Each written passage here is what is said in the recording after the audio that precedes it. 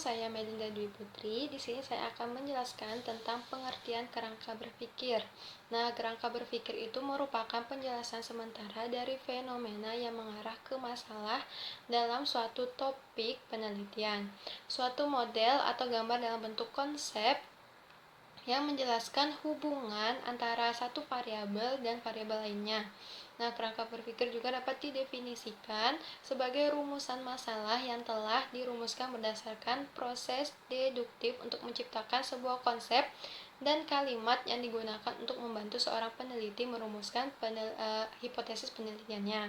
Nah, pengertian kerangka berpikir juga ada menurut para ahli, seperti dari Uma Sekaran dalam Sugiono. Kerangka berpikir itu merupakan model konseptual untuk bagaimana teori berhubungan dengan berbagai faktor yang didefinisikan sebagai masalah penelitian. Dan juga ada menurut Scribb, kerangka berpikir adalah pemahaman yang mendasari pemahaman lain menjadi pemahaman dasar bagi setiap pemikiran selanjutnya. Dan yang terakhir ada menurut Eko, kerangka berpikir adalah pemahaman yang mendasari pemahaman orang lain, terus pemahaman yang merupakan fondasi dan menjadi dasar dari semua pemikiran selanjutnya. Nah, kemudian ada narasi kerangka berpikir sesuai dengan judul penelitian yang sedang saya ambil. Nah, yaitu ada penelitian ini dimulai dengan menganalisis struktur tayangan film animasi Bilal, A New Breed of Hero. Dan juga ada peneliti yang mendeskripsikan nilai-nilai keagamaan dalam film animasi Bilal. Dan yang terakhir itu ada peneliti mendeskripsikan nilai-nilai moral dalam film animasi Bilal. Baiklah, sekian dari saya. Wassalamualaikum warahmatullahi wabarakatuh. Bismillahirrahmanirrahim. Di sini saya akan menyebutkan syarat-syarat apa saja yang harus ada di dalam kerangka pemikiran. Yang pertama, alasan penelitian dilakukan. Alasan penelitian dilakukan menjadi tolak ukur yang harus ada dalam kerangka teoritis. Sebelum menentukan alasan penelitian, harus pula mengetahui topik penelitian agar yang dikemukakan dalam kerangka teori tidak menyimpang dari sub-sub bahasan dan penelitian. Yang kedua, menjelaskan proses penelitian. Berjalannya proses penelitian menjadi syarat wajib bagi pemenuhan kerangka pemikiran.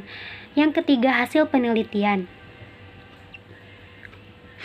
Hasil penelitian dalam bab kerangka pemikiran bertujuan untuk memberikan nilai kebermanfaatan penelitian yang akan diperoleh pembaca atau masyarakat. Selanjutnya, dampak penelitian. Dampak ini bisa menganalisa kondisi masyarakat serta kebermanfaatan penelitian tersebut dilakukan. Terus, membuat identifikasi penelitian. Pembuatan identifikasi masalah dalam kerangka penelitian akan lebih mempermudah si peneliti dalam menyampaikan garis besar tentang kejelasan penelitian yang dimaksudkan. Selanjutnya, operasionalisasi variabel. Membagi dalam variabel penting dalam penelitian bisa mempermudah mendapatkan garis acuan penelitian sosial. Selanjutnya, penyampaian teori. Cara membuat kerangka pemikiran yang mudah dilakukan ialah dengan penyampaian teori. Yang terakhir, menyertakan bukti empiris. Proses pembuatan kerangka teori yang terakhir ialah menyampaikan bukti empiris. Bukti ini sendiri dituliskan dalam upaya membawa pembaca memahami masalah-masalah yang disampaikan sehingga ada anggapan bahwa pentingnya penelitian tersebut dilakukan. Terima kasih. Ya, bismillahirrahmanirrahim. Assalamualaikum warahmatullahi wabarakatuh. Di sini saya Afifah Barkatul Atkia akan memaparkan kerangka berpikir dari judul penelitian yang telah saya ajukan, yaitu peranan guru pendamping dalam proses membantu pembelajaran anak usia dini di era Alpha.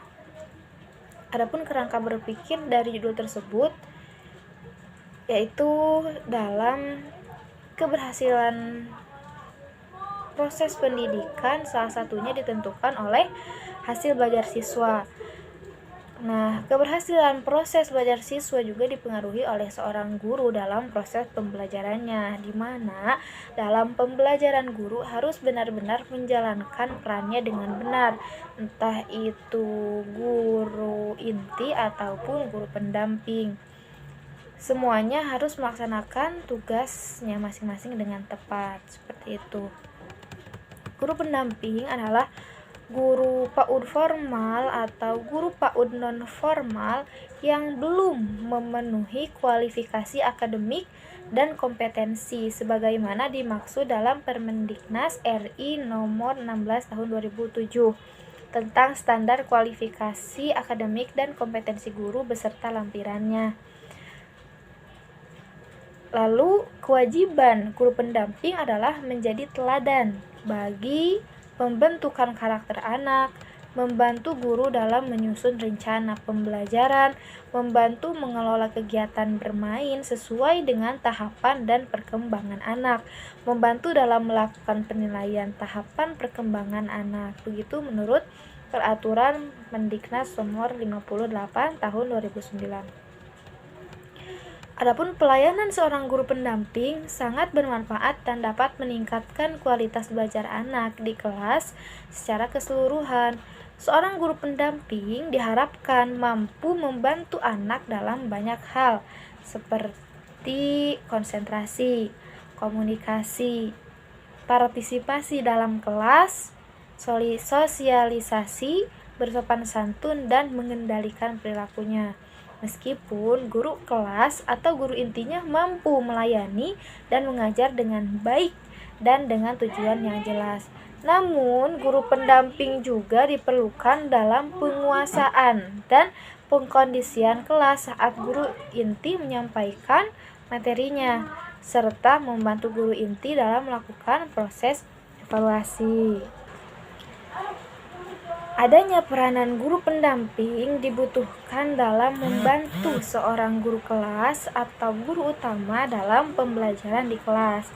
Namun masih ada sedikit banyaknya ditemukan beberapa tugas dan peranan guru pendamping yang belum sesuai atau masih kurang sesuai dalam membantu proses pembelajarannya di jenjang pendidikan anak usia dini.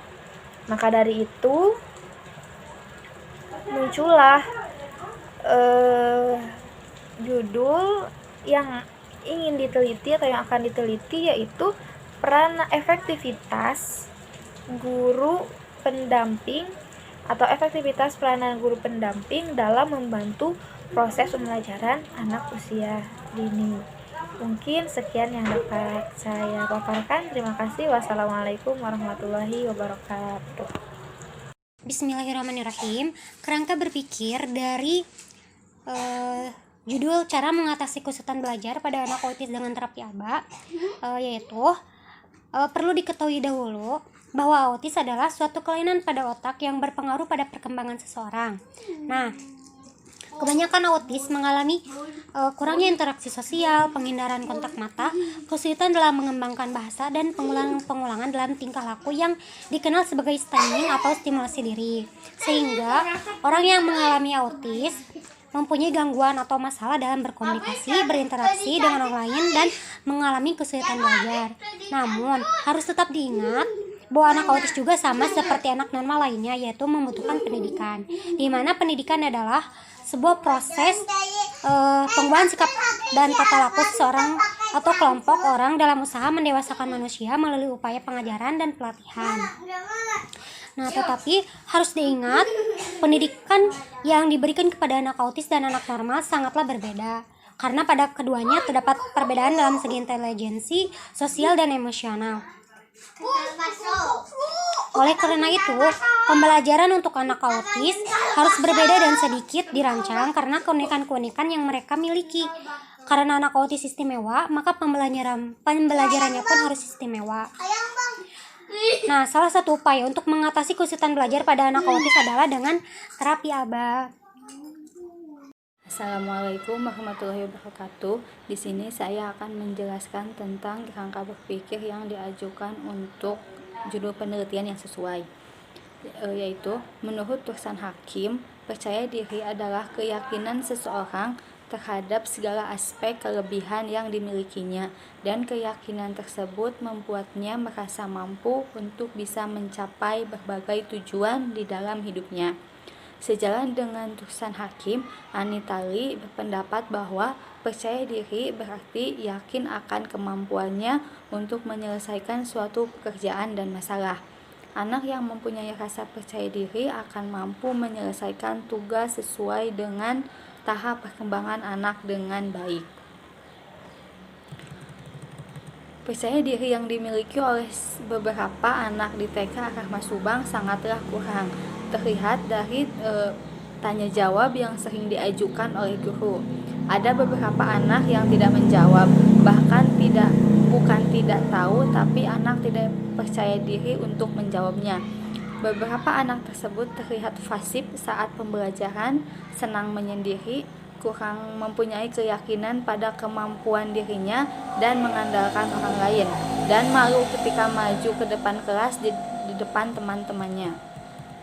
Di sekolah, guru berperan penting dalam meningkatkan rasa percaya diri anak. Salah satunya dengan menerapkan metode show and tell. Metode show and tell menurut Tilaah yaitu merupakan kegiatan yang mengutamakan kemampuan berkomunikasi sederhana.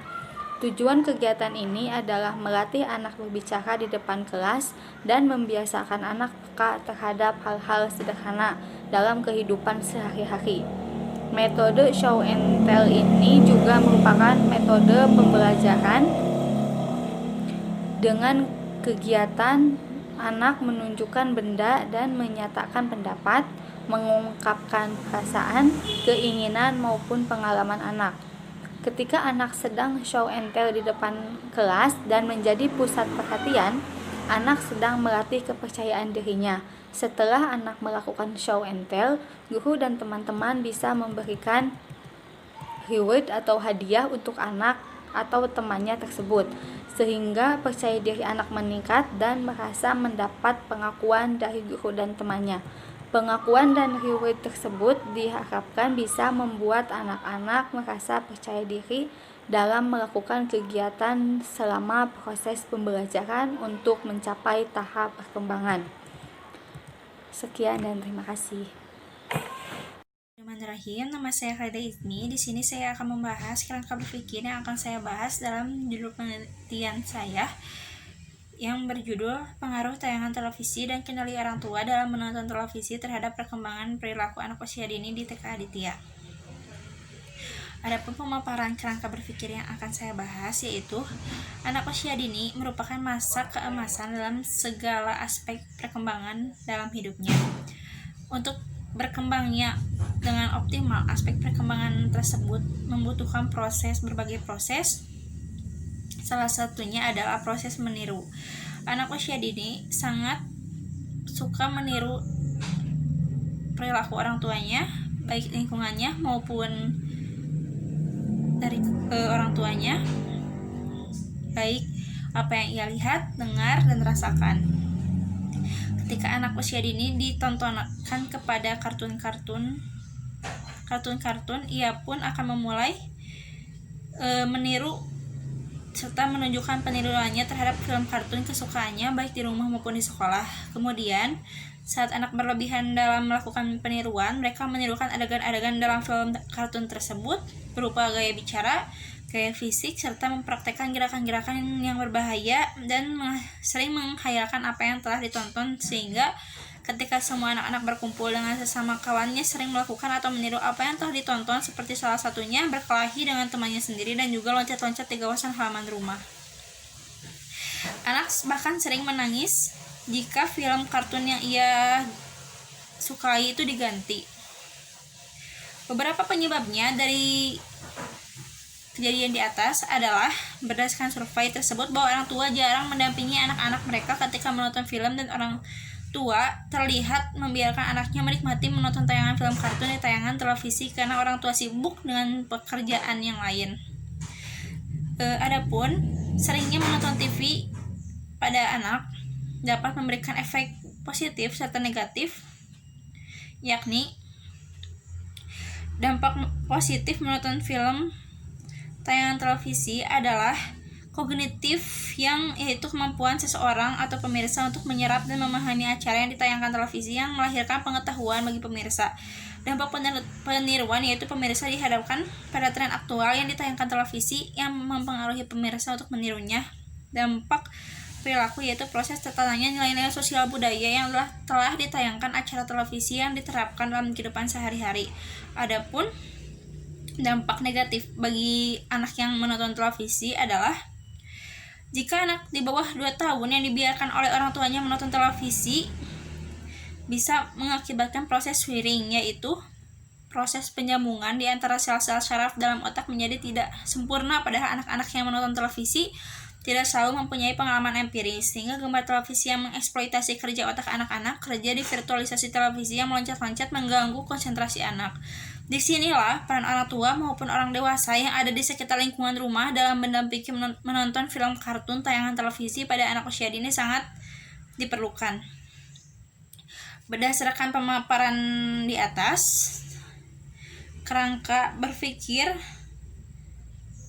dalam penelitian tindakan kelas ini dapat digambarkan sebagai berikut. Pengaruh perilaku menonton televisi dengan tanpa bimbingan orang tua. Setelah penerapan pengawasan orang tua dan hasilnya, perkembangan dari perilaku anak setelah dibimbing orang tua ketika menonton televisi. Sekian pemaparan kerangka berpikir dari judul yang saya ambil. Terima kasih atas perhatiannya. Assalamualaikum warahmatullahi wabarakatuh. Bismillahirrahmanirrahim. Nama saya Hoirunisa dengan NIM 1117721000034. Di sini saya akan menjelaskan tentang penyusunan narasi kerangka berpikir sesuai dengan judul penelitian yang diajukan. Untuk judulnya sendiri yaitu meningkatkan kemampuan bahasa ekspresif anak melalui metode bercerita dan dengan boneka tangan. Langsung saja. Dalam kehidupan sehari-hari, manusia tidak bisa melepaskan diri dari bahasa. Bahasa menjadi sarana untuk berkomunikasi dan menjalin hubungan baik dengan orang lain ataupun orang yang ada di sekitar kita. Komunikasi merupakan pertukaran pikiran dan perasaan yang dilakukan dengan setiap bentuk bahasa, baik dengan lisan maupun dengan tulisan. Salah satu bentuk komunikasi itu adalah bicara. Bicara diartikan sebagai proses berkomunikasi dengan mengucapkan bunyi-bunyi artikulasi untuk menyampaikan maksud, sehingga maksud tersebut dapat dipahami oleh orang lain. Setiap anak tidak hanya berpikir dengan otaknya, tetapi juga dituntut untuk menyampaikan dan mengungkapkan pikirannya dengan bahasa yang jelas dan dimengerti oleh orang lain. Oleh karena itu, dari pengamatan yang telah dilakukan oleh peneliti yang dilakukan di Taman Kanak-kanak Al-Mutakin, peneliti menemukan berbagai macam permasalahan, yaitu keterampilan berbicara anak yang kurang lancar dan kurang jelas. Baik dalam hal menyampaikan ide, pikiran, gagasan, dan perasaan dalam komunikasi lisan.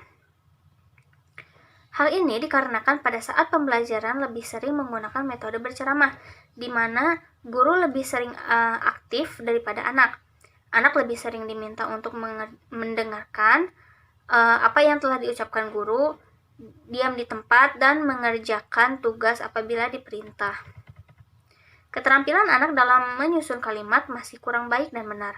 Hal tersebut dapat dilihat dari bahasa yang masih sering dicampur-campur dengan bahasa lain, misalnya seperti bahasa Indonesia dengan bahasa Sunda atau bahasa Indonesia dengan bahasa-bahasa lainnya. Hal ini membuat penyusunan kalimat tidak sempurna. Media pembelajaran yang kurang menarik, kurang memberikan kesempatan anak untuk mengembangkan keterampilan berbicaranya, terutama untuk bertukar pendapat dan gagasan. Saya Lestari Handayani, NIM 37 dari PIAU 7A, akan mencoba memaparkan kerangka berpikir dari judul yang telah saya ajukan, yaitu kemampuan mengenal warna dan bentuk pada anak usia 2-3 tahun di Kober Kurata Ayun dan Kampung Bojong Gempol, RT 2 RW 4. Kemampuan mengenal warna dan bentuk merupakan salah satu perkembangan kecerdasan pada anak usia dini. Perkembangan kecerdasan ini ditandai dengan kemampuan anak dalam menunjukkan, menyebutkan, dan mengelompokkan warna dan bentuk melalui kegiatan-kegiatan yang diajarkan oleh guru. Pada kenyataannya, belum banyak orang tua yang memilih menyekolahkan anaknya di usia 2-3 tahun dengan berbagai alasan yang mendasarinya. Maka penelitian ini dilakukan untuk mengetahui bagaimana perbedaan kemampuan mengenal warna dan bentuk pada anak usia rentang 2-3 tahun yang mengikuti pendidikan di Kober dan pada anak dengan rentang usia yang sama namun tidak mengikuti pendidikan di Kober. Maka dengan begitu, melalui penelitian ini akan diketahui bagaimana perbedaan kemampuan mengenal warna dan bentuk pada anak dengan rentang usia 2-3 tahun yang mengikuti pendidikan di Kober dan tidak mengikuti pendidikan di Kober, dan nantinya dapat diketahui bahwa perbedaan stimulasi yang diterima oleh anak sangat mempengaruhi pertumbuhan dan perkembangan dirinya. Dalam hal ini khususnya kemampuan mengenal warna dan bentuk. Terima kasih.